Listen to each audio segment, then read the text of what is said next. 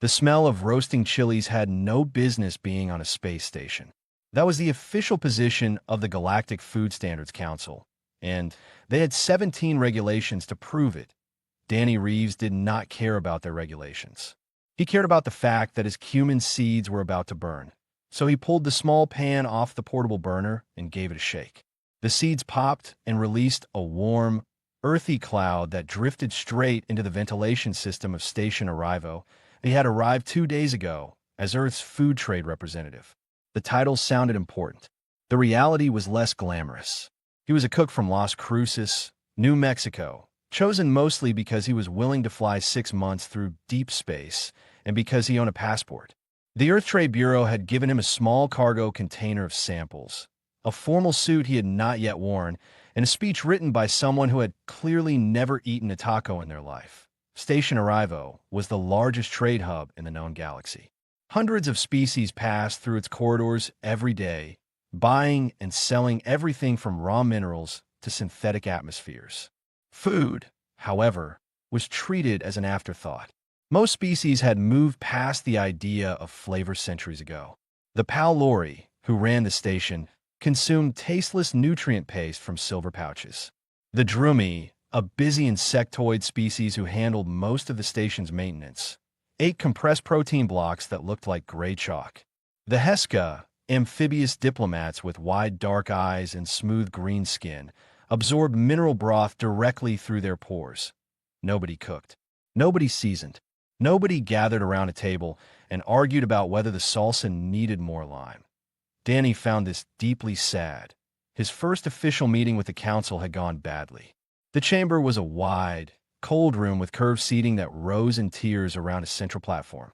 Danny stood at the bottom, looking up at 43 delegates from species he could barely pronounce, and presented Earth's application to export spices and prepared foods to the galactic market.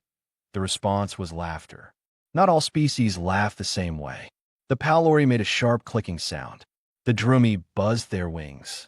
The Heska inflated small pouches on their necks that made a sound like a wet balloon. But the meaning was universal. Sorith, the senior Palori delegate, had been the most erect. He was tall, silver-skinned, and carried himself like a man who had never been surprised by anything in his life. He looked at Danny's application, then at Danny, and said that capsaicin was classified as a Category 3 chemical irritant. It sat on the same restricted list as Drumi venom extract and Heska nerve tonic. Human food, Sorith explained with the patience of someone talking to a child, was a biohazard. Danny had tried to argue.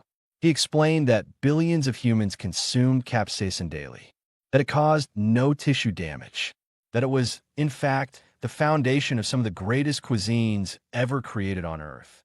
Sorith asked if humans also enjoyed other forms of self-harm. The chamber clicked and buzzed again. The application was denied in 4 minutes. Danny walked back to the small human quarters on Deck 9 and sat on the edge of his bunk for a long time. The room was gray. The walls were smooth and featureless. The air tasted like nothing, which was apparently how the galaxy preferred it. He thought about his grandmother. She had run a taco stand on a dirt road outside Las Cruces for 31 years. The stand had no sign. It did not need one. People found it by smell. She cooked over open flame, used chili she grew herself, and made tortillas by hand every morning before sunrise.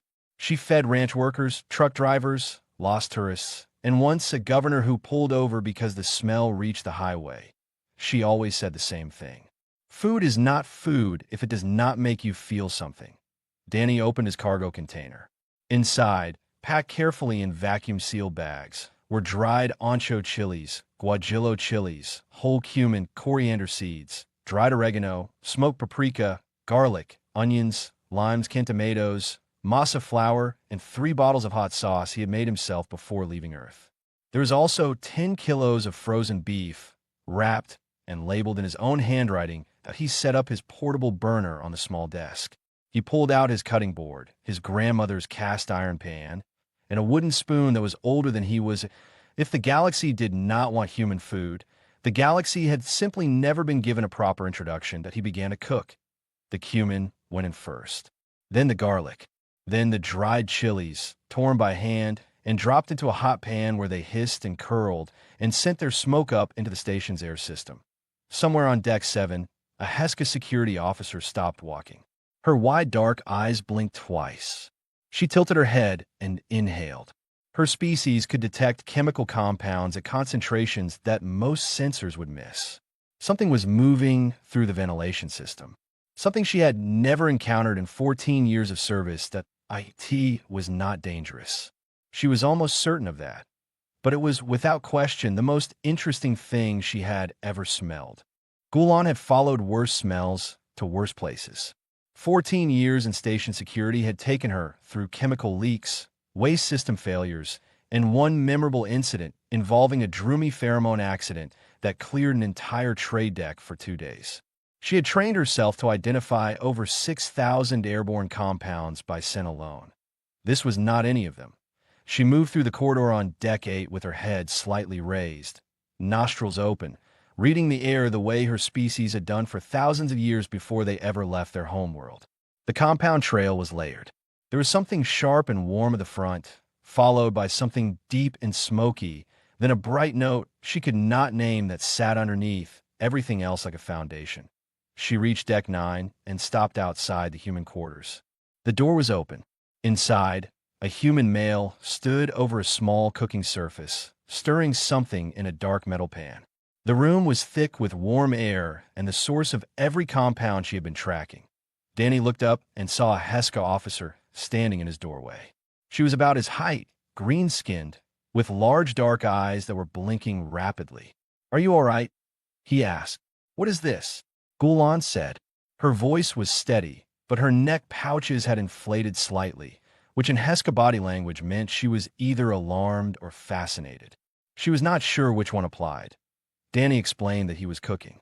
Gulan asked what cooking meant. Danny paused because he had not expected that question, and then explained that cooking was the process of applying heat and seasoning to raw ingredients in order to make them taste good. Gulan asked what taste good meant. Danny realized this was going to take a while, thought he invited her in. She hesitated, ran a quick scan with her handheld sensor, confirmed that nothing in the room was toxic at current concentrations, and stepped inside. She sat on the edge of the bunk and watched Danny work, that he talked while he cooked. He told her about the chilies, how they grew in hot, dry soil under harsh sun, how the plants produced capsaicin as a defense against being eaten by mammals, and how humans had looked at that defense mechanism and decided it was delicious. He told her about cumin, which had traveled along Earth's trade routes for thousands of years, about garlic, which appeared in almost every cuisine on the planet because it made everything better. Gulan listened. Her species valued information, and this human was providing a great deal of it. But more than the words, it was the smell that held her attention. Every few minutes, Danny would add something new to the pan, and the chemical profile of the room would shift. It was like watching someone paint, except the canvas was the air itself. Then Danny made salsa. He diced tomatoes, onions, and a small green herb he called cilantro. He squeezed lime juice over the top and mixed it with his hands. He sliced open a small green pepper, jalapeno he called it, and added just a few pieces that he offered her a small spoonful. Gulan looked at it. It was red and green and wet.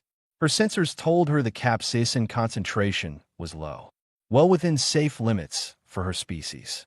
She extended one finger and touched the surface of the salsa. Her skin absorbed a trace amount instantly. Her entire body flushed violet. The sensation was extraordinary. Her species absorbed nutrients through their skin, but their diet consisted of mineral broth, simple, clean, and utterly without complexity. This was different. This was dozens of compounds arriving at once, each one distinct, each one doing something different to her receptors. The acid of the lime, the sharpness of the onion, the green brightness of the cilantro, and underneath all of it, a gentle, warm pulse of heat from the jalapeno that spread across her palm and up her arm like sunlight. She sat very still for 30 seconds. Danny watched her with concern. "Are you okay?" he asked. "I need more," Gulan said as sound came from the doorway. They both turned. A droomy maintenance worker was standing in the corridor, antennae fully extended and vibrating. His name was Cheekit, and he had been repairing a ventilation panel 2 decks up when the smell hit him. Drumi communicated partly through pheromones. Their antennae were finely tuned chemical receivers, and the cloud of compounds pouring out of Danny's kitchen had reached Cheekit like a shout across a quiet room. He had followed it down 2 flights of stairs and through a service corridor without even thinking about where he was going. He stood in the doorway, clicking softly, and pointed at the pan. "What is that?" he asked. Danny smiled. "Dinner," he said. "You want some?" Cheekit entered the room and sat on the floor beside Gulan. Danny went back to work. He still had tortillas to make, beef to braise, and onions to pickle. The 2 aliens watched him in silence, their senses overwhelmed by a small room full of ancient Earth flavors. None of them noticed the blinking yellow light on the environmental panel by the door. The station's central monitoring system had detected an atmospheric anomaly on Deck 9. It was not yet classified as dangerous, but the readings were unusual enough that an automated report had been filed. Somewhere in the station's security center, a screen updated. A small flag appeared next to the human quarters. Danny pressed a ball of masa flat between his palms and laid it on the hot iron. It sizzled. Gullen's skin shifted to a deeper shade of violet. Cheekit's antennae trembled. The tortilla was not even done yet, and the galaxy was already beginning to change. The tortilla was warm. That was the first thing Cheekit noticed. Not room temperature, not the neutral state of every food he had ever consumed, but actively warm. It sat in his forelimbs like a small, soft sun. Danny had spent the last hour building something he called a proper spread. The beef had been braising in a sauce of ancho and guajillo chilies, low and slow, until it fell apart at the touch of a fork. He had charred corn directly over the burner flame until the kernels blistered and popped. He had sliced red onions paper thin and soaked them in lime juice and salt until they turned a bright, shocking pink. 3 salsas sat in small bowls, a green one made from roasted tomatillos, a red one built on dried chilies and garlic, and a bright orange one that Danny set slightly apart from the others. "That one," he said, pointing to the orange bowl, "is the serious one. Habanero and mango. Start with the green." Gulan and Cheekit sat on the floor of the small human quarters, watching Danny assemble the tacos with the focus of scientists observing an experiment. He laid a tortilla flat, spooned the shredded beef into the center, added charred corn, a few pickled onions, a drizzle of green salsa, and a squeeze of fresh lime. He handed the first one to Gulan. She held it the way Danny showed her, tilted slightly to keep the filling from spilling.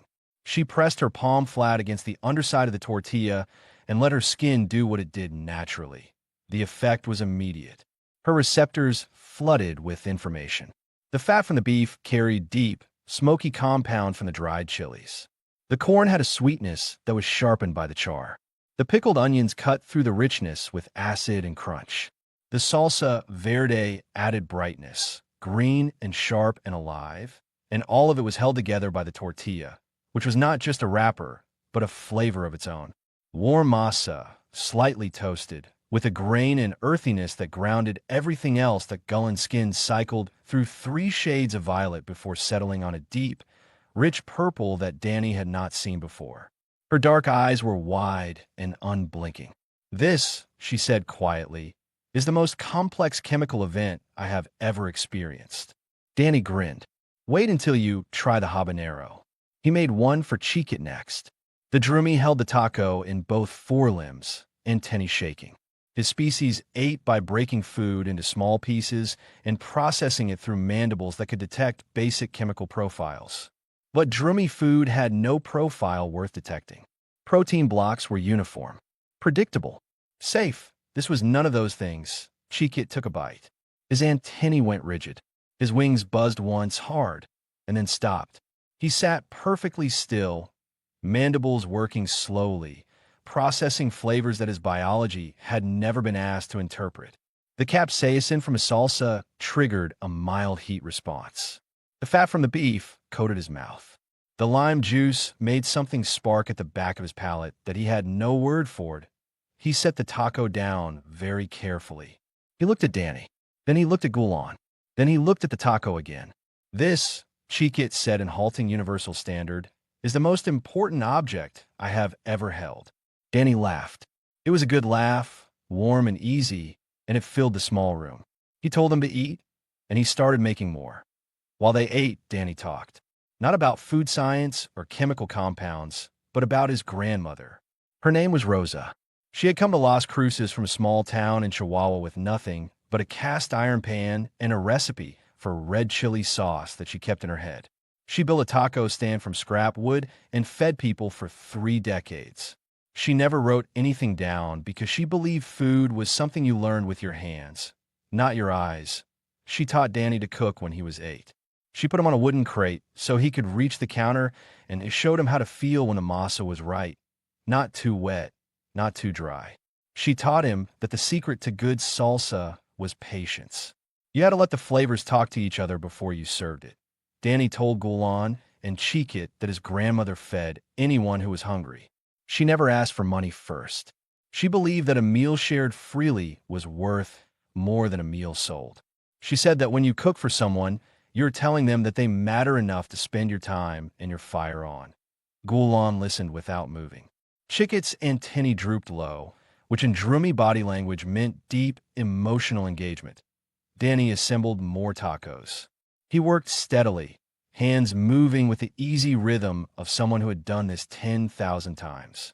Tortilla, beef, corn, onion, salsa lime. Each one the same, and each one slightly different, because that was the nature of handmade things. Then the environmental alarm sounded that IT was not loud. A soft, pulsing tone that came from the panel by the door. The yellow light that had been blinking quietly for the past hour had turned red. The station's central monitoring array had upgraded its assessment. The atmospheric anomaly on Deck 9 was no longer a footnote, that IT was now classified as an unidentified chemical event requiring immediate investigation. Danny looked at the alarm, then at the 3 bowls of salsa, then at his 2 guests who were both reaching for another taco. Well, he said, this should be interesting. 3 Palori officers came through the door in full hazmat gear. Their sealed suits were white, their visors tinted, and they carried scanning equipment that hummed and beeped with urgent purpose. They looked like they were expecting to find a chemical weapon. Instead, they found a man in a stained apron dicing onions next to a Heska officer and a Drumi worker who were both eating what appeared to be folded bread filled with meat. Sub-Commander Nessic led the team. He was Palori through and through, tall, silver-skinned, expression locked in a permanent state of disciplined disapproval. He stopped 3 steps inside the room and swept his scanner across the air.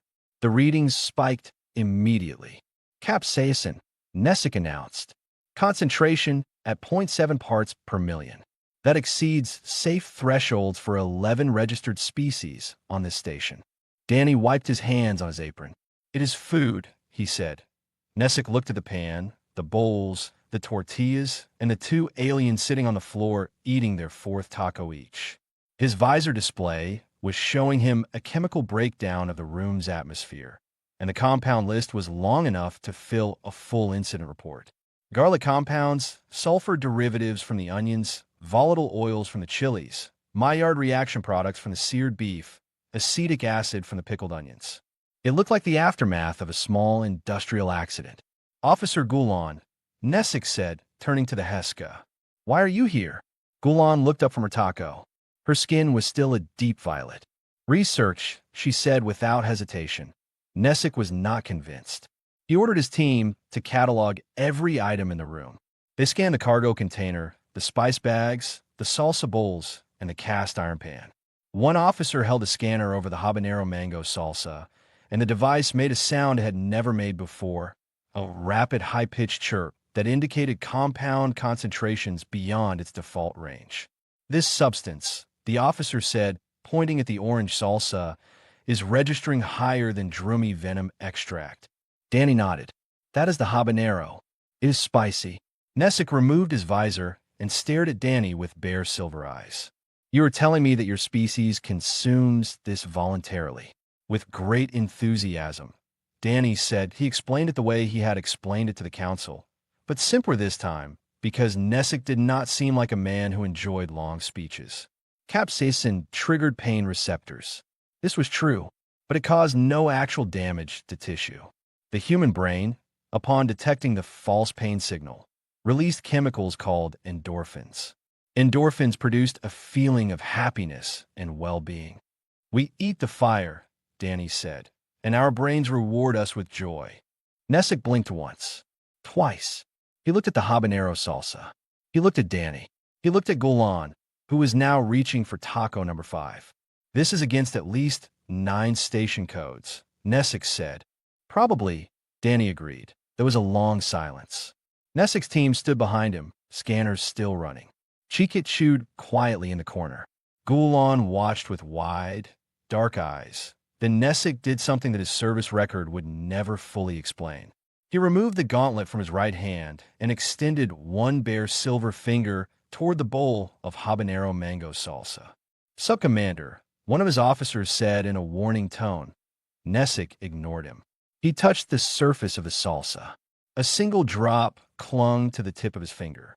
He looked at it for a moment, then placed it on his tongue.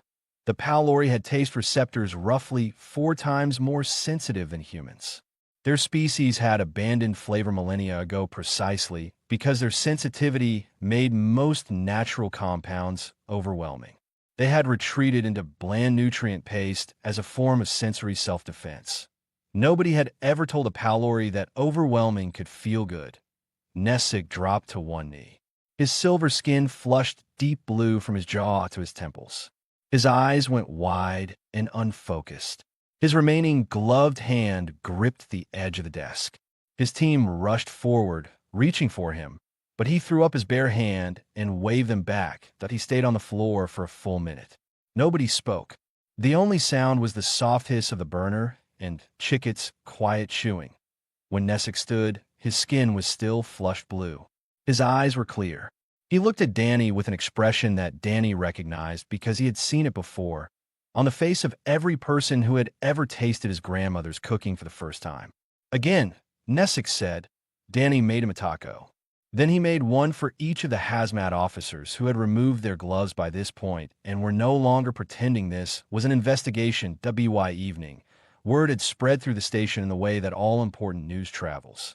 Not through official channels, but through whispers, curiosity, and the unstoppable drift of really good smells through a ventilation system. 12 species were now represented in Danny's small room, being sat on the floor, on the bunk, in the corridor outside.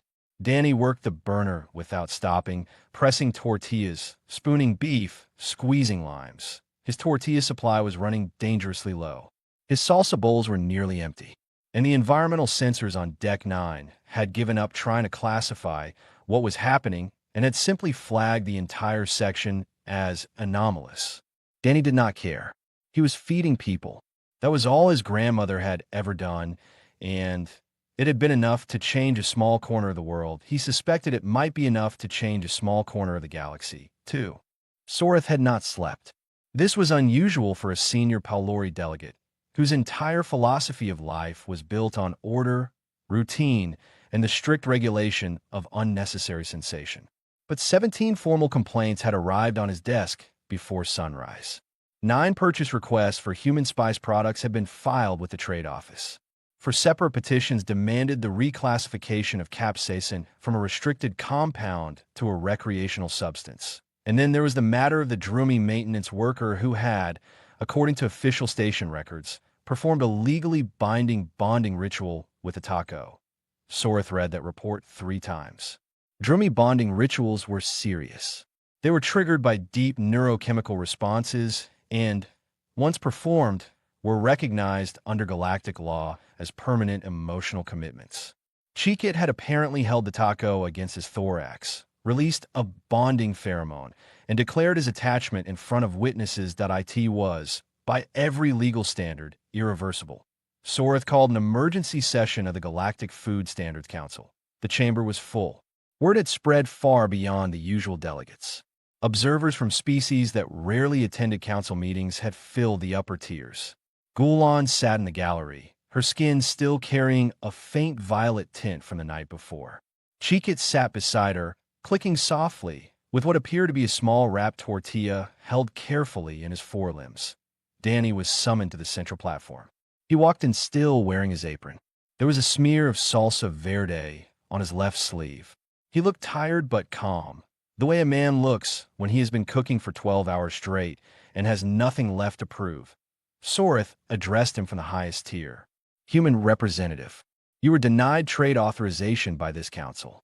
You then proceeded to distribute an unregulated chemical substance to members of multiple species, triggering a station-wide environmental alert and at least one irreversible bonding event. How do you answer? Danny looked up at Soreth. He looked around the chamber at the dozens of faces, silver, green, brown, iridescent, scaled, smooth, all watching him. He took a breath. I made tacos, he said, that a murmur moved through the chamber. Soreth raised a hand for silence. Danny continued. He spoke quietly, without the formal language of diplomacy or the careful phrasing of trade law. He spoke the way his grandmother had spoken, plain, direct, and from somewhere deep that he told them about Earth. He said it was not a gentle place. The ground shook and split open. The sky threw lightning and ice. The oceans rose and swallowed cities. The air carried disease, dust, and fire. Humans lived on a world that was constantly trying to kill them, and they had done so for hundreds of thousands of years. And somewhere in all of that chaos, Danny said, someone figured out that if you put seeds in hot oil, they tasted better. Someone discovered that meat held over fire changed in a way that made people want to gather close. Someone crushed a dried pepper between two stones and realized that the burn on their tongue made them feel alive. That was what spice was. Not a chemical irritant, not a biohazard. It was proof that humans could find beauty in the middle of disaster. That even on a planet that shook and burned and flooded, people chose to make things taste good. Not because they needed to, but because they wanted to. Because making food that brought pleasure was an act of defiance against a universe that offered none. That he told them about the pepper traders who crossed oceans in wooden boats to bring spice to strangers on the other side of the world. About grandmothers who kept recipes alive through wars and displacement, carrying their culture in their hands when everything else was taken. About how a single meal, shared freely between people who had never met, could do something that 1,000 treaties and trade agreements could not. Food is not fuel, Danny said. Not for us. Food is how we say I see you. Food is how we say you matter. Food is how we turn strangers into family. The chamber was silent. Soreth sat motionless in his high seat. Gulan had turned fully violet again. Cheekit held his taco closer. Danny looked around the room one more time. You can keep capsaicin on your restricted list, he said. You can classify my grandmother's salsa as a weapon. But you should know that on Earth, we have a saying. The best meals are the ones you did not expect. And you did not expect this. Soreth called a recess. During the break, Danny stood in the corridor outside the chamber. 9 delegates approached him, one after another, from 9 different species. They all asked the same thing. Could he cook for them, privately, quietly, away from the official record? Danny said no. He said he would not cook in secret. He would not treat his food like something to be ashamed of. But he would cook for everyone, openly, together, if they gave humans the right to share their food without restriction. The delegates looked at each other. Some of them had never shared a meal with another species. Some of them had never shared a meal at all. They went back into the chamber. Soreth called the vote. The vote was not unanimous. The Palori delegation formally abstained, which was their way of saying they agreed, but were not yet ready to admit it in writing. 2 minor species with no sense of taste voted against out of confusion. But the rest, 37 delegations representing over 100 worlds, voted yes. Human spices and prepared foods were reclassified. Capsaicin was removed from the restricted compounds list and placed into a brand new category that Danny was asked to help name. He thought about it for a while, standing in the chamber with salsa still on his apron, and then said, experiential nutrients. The council accepted it without debate, mostly because nobody had a better suggestion and also because several delegates were already thinking about lunch. The news spread across Station Arrivo within hours. Within days, it reached the broader galactic network. Within a standard month, Earth received more trade inquiries about food exports than it had received about anything in its entire history of interstellar contact. human futures became a real financial instrument. A Heskar investor group tried to buy exclusive rights to cilantro and was politely turned down. Danny did not go home. He had no reason to. Everything he needed was on station arrivo. A burner, a pan, fresh ingredients shipped from Earth on the newly established spice route, and a growing number of beings who showed up at his door every evening asking what was for dinner. He opened a taco stand on the station's main trade deck. It was small, just a counter, a grill, and a few stools. He built it himself from salvaged station panels and a piece of wood he had shipped from Las Cruces. Behind the counter, he hung a framed photograph of his grandmother Rosa, standing in front of her own taco stand on that dirt road in New Mexico, smiling the way she always smiled, like she knew something the rest of the world had not figured out yet. He named the stand Abuelas. It became the most visited location on station arrivo within 3 months. More popular than the trade exchange. More popular than the diplomatic quarter. More popular than the observation deck with its view of twin nebulae.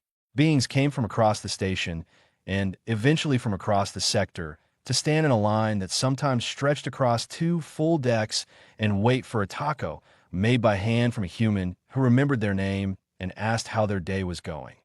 Gulan resigned from station security. She said she had spent 14 years cataloging dangerous compounds and had never found anything as complex or as beautiful as a roasted guajillo chili.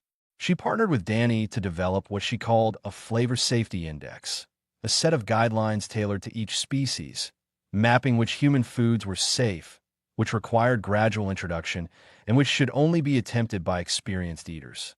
The habanero mango salsa required a 3-stage tolerance program for pylori. It had a waiting list. Cheekit became the galaxy's first droomy food critic. He published his reviews in a pheromone-encoded journal that became wildly popular among species with chemical-based communication. His review of Danny's barbacoa taco, slow-cooked beef cheek with pickled cabbage and smoked chipotle salsa, was later described as the most emotionally moving piece of food writing ever produced in any medium. He still carried his original bonded taco, now carefully preserved in a sealed display case that he wore around his neck. Nessick never officially acknowledged what happened in Danny's quarters that night. His service record listed the event as a routine environmental response with no actionable findings. But station supply logs showed that he purchased cumin, dried ancho chilies, and smoked paprika from Danny's cargo stores, and maintenance records indicated that a small, unauthorized cooking surface had been installed in the subcommander's private quarters. Nobody mentioned it. Everybody knew the deepest change was not about food. It was about what food made possible. Species that had spent centuries eating alone in silence began gathering in groups. Shared meals became a form of diplomacy that no formal treaty could match. Arguments between trade delegations were resolved over bowls of Danny's pozole. A long-standing territorial dispute between 2 insectoid species was settled during a 7-course dinner that ended with churros and chocolate sauce. The phrase breaking bread entered universal standard as a loan phrase from Earth English.